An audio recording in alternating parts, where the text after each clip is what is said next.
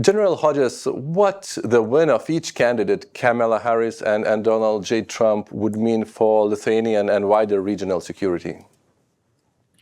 Well, look, obviously, I hope that Vice President Harris is elected as our president. I submitted my ballot yesterday. I think she is the best candidate for the United States because of her positive leadership, a message of unification, and also she is a pro-transatlanticist, a pro-NATO leader. And she's also been very clear about standing with Ukraine. So I like her strategic vision as well as her domestic appeal. I don't have that same confidence in Mr. Trump. We know from his last time as president what the damage that he did to cohesion in NATO. But having said all that, I cannot say that I'm a true believer in democracy if I don't accept the results of the election. And so if the American people elect Donald Trump as president, then he will be my president. And our allies will also have to figure out how to deal with a President Trump, just the way that, we have to deal with whoever is elected president of Lithuania, for example, or your government. So I hope it doesn't become that way. But everybody should be realistic and be prepared to do what's best for Lithuania on how you interact with whoever the American president is. In some worst-case scenarios, people, even from former inner circle of Mr. Trump, say that he could, pull back from NATO, get American troops out of Europe. How realistic are these nightmare scenarios?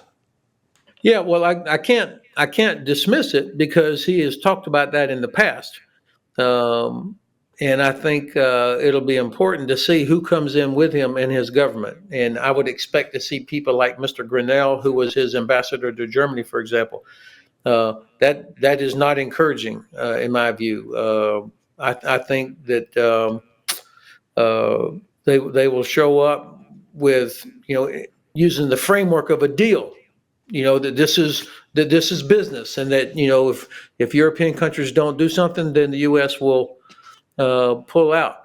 Now, because as you know, our election is not just about the president; it's also about the Congress, the Senate, the House of Representatives, and the Congress. Traditionally, or certainly over the last few years, has been very pro NATO, pro transatlantic, and so that'll still be the case. And the Congress also passed a law last year with the help of President Biden that made it illegal for a president to own his own, unilaterally withdraw from NATO. So I don't think that President Trump could own his own and say, all right, we're out. But of course, nothing can make him do anything. He doesn't, he could be a problem. Now, so let's be realistic here. If that's the case, if we end up with a President Trump, that doesn't reduce the risk for our European allies. In fact, it increases the risk, because then Russia could feel, like in the scenario we just talked about, could feel emboldened to do more because they see that maybe the U.S. Is not prepared. And so this is why it is so important that European countries do everything they possibly can to be as strong as possible and to stick together. There's no problem with Lithuania or Poland. I mean, you guys are doing everything you're supposed to do, but it's the countries behind you that are failing. Germany in particular, but also Netherlands, France, Spain, Italy. I mean, these are countries that have a lot of wealth, but are not, they don't have the sense of urgency for collective security in Europe, especially in the case where the United States fails to do its part. General Hodges, thank you so much. Thank you.